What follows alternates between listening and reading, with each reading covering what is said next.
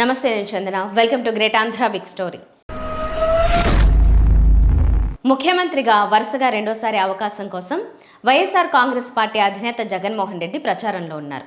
ముఖ్యమంత్రిగా తనకు ఇంకో అవకాశం కావాలంటూ తెలుగుదేశం అధినేత చంద్రబాబు నాయుడు ప్రచారం చేసుకుంటున్నారు. ఇప్పటికే 3 దఫాలుగా ముఖ్యమంత్రిగా వ్యవహరించిన చంద్రబాబు నాయుడు ఒక దశలో తనకు ఇవి చివరి ఎన్నికలంటూ ప్రకటన చేసి ఆ తర్వాత మాట మార్చారు.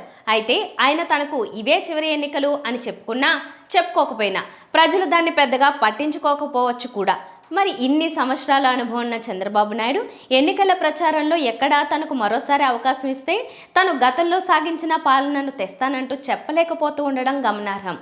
తనది 40 ఏళ్ల అనుభవం అని నిత్యం చెప్పుకునే చంద్రబాబు నాయుడు తన పాత అనుభవాల ఆధారంగా ఇంకోసారి ఏపీని పాలిస్తానంటూ చెప్పడం లేదు.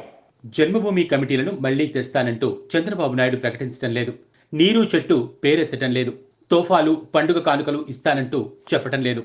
ఇదంతా చంద్రబాబు మార్కు పాలన. జన్మభూమి కమిటీలంటూ గతంలో చంద్రబాబు పచ్చ చొక్కాలకు జేబులు నింపే పని చేపట్టారు. ప్రతి దానికి జన్మభూమి కమిటీ ఆమోద ముద్ర ఉండాలంటూ ప్రజలపై వారిని వదిలాడు. వారేమో అయిన కాడికి ప్రజల నుంచి వసూళ్లు చేశారు. అర్హత కలిగిన వారికి పెన్షన్ ఇవ్వాలంటే ఒక రేటు, అర్హత లేకున్నా పెన్షన్ కావాలంటే ఇంకో రేటు, రేషన్ కార్డుకు ఒక రేటు, ఇంకో దానికి ఇంకో రేటు. ఇలా జన్మభూమి కమిటీలు ఒక రకంగా సమాంతర పాలన చేశాయి. టీడీపీ కార్యకర్తలు ఆ కమిటీల్లో సభ్యులైపోయి అయిన కాడికి దోచుకున్నారు. మరి అలాంటి అవకాశాన్ని వారికి మరోసారి ఇస్తానంటూ చంద్రబాబు నాయుడు చెప్పడం లేదు. అయితే చంద్రబాబు కొడుకు లోకేష్ మాత్రం మనకు కావలసిన వాళ్ళకే వాలంటీర్లు ఏం పని అయినా చేసి పెడతారంటూ బాహాటంగా ప్రచారం చేస్తున్నారు. జన్మభూమి కమిటీలను తిరిగి తెచ్చి ప్రజలను కాల్చుకు తింటానంటూ చంద్రబాబు నాయుడు ఇప్పుడు చెప్పడం లేదు. అలాగే నీరు చెట్టు వంటి పథకాలను పెట్టి పచ్చ చొక్కాల జేబులు నింపే పథకాలను చెప్పడం లేదు. ఇవన్నీ చెప్పకుండా జగన్ పథకాలనే తను కొనసాగిస్తానంటూ చంద్రబాబు చెప్పుకుంటున్నారు. రేపు వాలంటీర్లు కానివ్వండి, గ్రామ సచివాలయాలు కానివ్వండి, మన కౌన్సిలర్ ఆధ్వర్యంలోనే పని చేయాలి.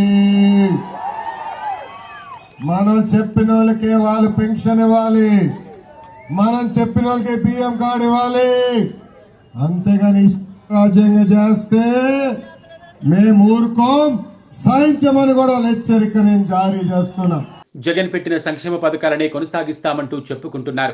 జగన్ సంక్షేమ పథకాలకు మించి ఇస్తామంటూ ఆయన చెప్పుకుంటూ తిరుగుతున్నారు. జగన్ 5 రూపాయలు ఇస్తుంటే తను 15 రూపాయలు ఇస్తానంటూ చంద్రబాబు చెప్పుకుంటున్నారు. జగన్ సంక్షేమ పథకాల వల్లనే జనాలు సోమరులు అయిపోతున్నారని, ఏపీ శ్రీలంక అయిపోతోందంటూ చంద్రబాబు వీరాభిమానులు వాదిస్తుంటారు. అయితే జగన్ పథకాలకు 3 రెట్లు ఎక్కువగా చంద్రబాబు సంక్షేమ హామీలు ఇస్తున్నారు. మరి వాటితో ఏపీ పరిస్థితి ఏమవుతుందో చంద్రబాబు వీరాభిమానులే చెప్పాలి. ఇక చంద్రబాబు తీరులా కాకుండా జగన్ ప్రచార భేరీలో ఒకటే మాట వినిపిస్తోంది. తన గత 5 ఏళ్ల పాలనలో మీకు మేలు జరిగి ఉంటేనే తనకు ఓటేయాలని, లేకపోతే వద్దని జగన్ సూటిగా సుత్తి లేకుండా చెబుతున్నారు. ఇలా ప్రజలతో జగన్ డైరెక్ట్ కమ్యూనికేషన్ చేస్తున్నారు. తన పాలన నచ్చి ఉంటేనే ఓటేయాలని, లేదంటే వద్దని ధీమాగా జగన్ చెప్పగలుగుతున్నారు.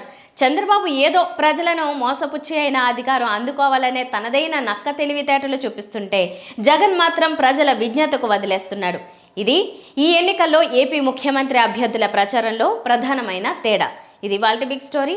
మరిన్ని అప్డేట్స్తో కలుద్దాం. నమస్తే.